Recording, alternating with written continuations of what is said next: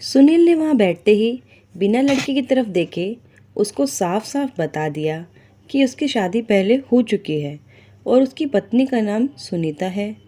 हालांकि उसकी पत्नी ने दूसरी शादी कर ली है, लेकिन वह आज भी अपनी पत्नी सुनीता से ही प्यार करता है। उसने बहुत कोशिश की कि वह सुनीता को भूल जाए और दोबारा शादी कर लिए।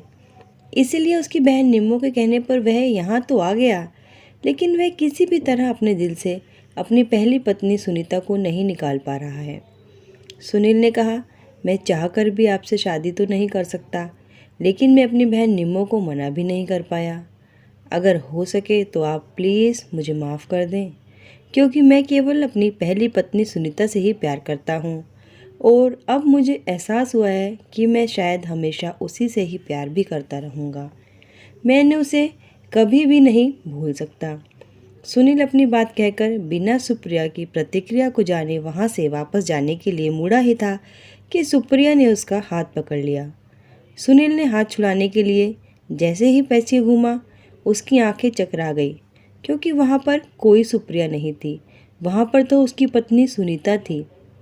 लेकिन यह सब कब और कैसे हुआ, ये ना तो सुनीता जानती थी और ना ही सुनील, क्योंकि सुनीता को यह कहकर नाम बदलने को कहा गया था कि तुम अपने नए जीवन की शुरुआत नए नाम से करो।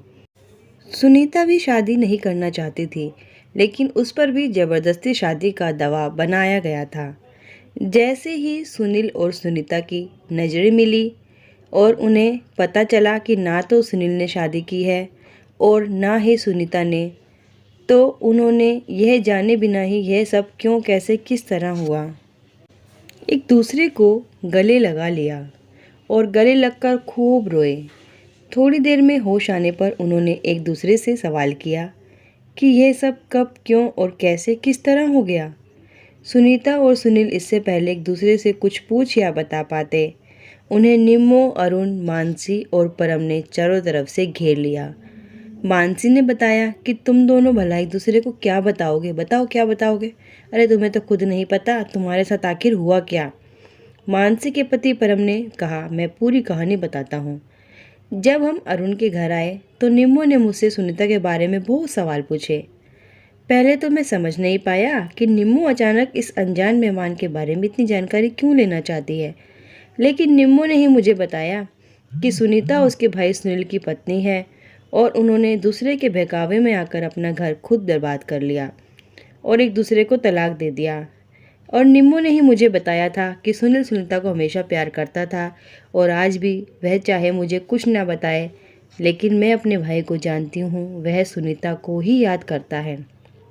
इधर परम ने भी निम्मो को बताया कि सुनीता हमेशा अपने पति सुनील के बारे में अच्छा ही बताती है और वह खुद को अपने टूटे रिश्ते का जिम्मेदार भी मानती है। परम और निम्मो को जब पता चला कि सुनील और सुनीता आज भी एक दूसरे को प्यार करते हैं और एक होना चाहते हैं, तो उन्होंने यह पूरी प्लानिंग तैयार की। निम्मो ने सुनीता का हाथ पकड़ा और उससे कहा कि यह बात सच है कि मैं तुम्हारे तलाक के बाद तुमसे नफरत करने लगी थी, लेकिन जब मैंने तुम्हें देखा तो मैंने महसूस किया कि तुम भी सुनील की तरह ही टूट चुकी हो। और जब मैंने तुम्हें पत्र दिया तो मैं यह जानना चाहती थी कि क्या तुम सुनील की खुशियों के लिए यहाँ से दूर जा पाओगी, लेकिन तुमने सुनील की खुशी के लिए उससे दूर जाना ही ज़रूरी समझा। इस बात से यह साबित हो गया कि तुम भी सुनील को प्यार करती हो और उसकी खुशी के लिए कुछ भी कर सकती हो। मानसी ने सुनील और सुनीता को समझाया कि ज़िंदगी और किस्मत हर किसी को दोबारा मौका नहीं देती, लेकिन तुम भाग्यशाली हो कि तुम्हें दोबारा मौका मिला। इसलिए अपने रिश्ते को संभाल कर रखो, अपने रिश्ते को अपने हिसाब से निभाओ, ना कि दूसरे के बहकावे में आकर उन्हें तोड़ दो। वरुण ने कहा, चलो चलो बहुत ज्ञान हो गया, अब दोनों एक दूसरे के गले मिलो। और तुम्हें पता है कितनी देर से हम यहाँ भूखे खड़े हैं, चलो चलो जल्दी से हमें कुछ खिलाओ पिलाओ। वरुण की बात सुनकर सब जोर से हंसने लगे और कहने लगे कि पार्टी तो बनती है। दोस्तों, आपको हमारी ये कहानी कैसी लगी हमें कमेंट बॉक्स में ज़रूर लिखिए, और अगर आपने कहानी के पीछे के कोई भाग नहीं देखे हैं तो प्लीज़ जल्दी से चैनल पर जाकर देखिए और हमें बताइए कहानी कैसी लगी, और जाने से पहले चैनल को सब्सक्राइब जरूर करते हुए जाएं।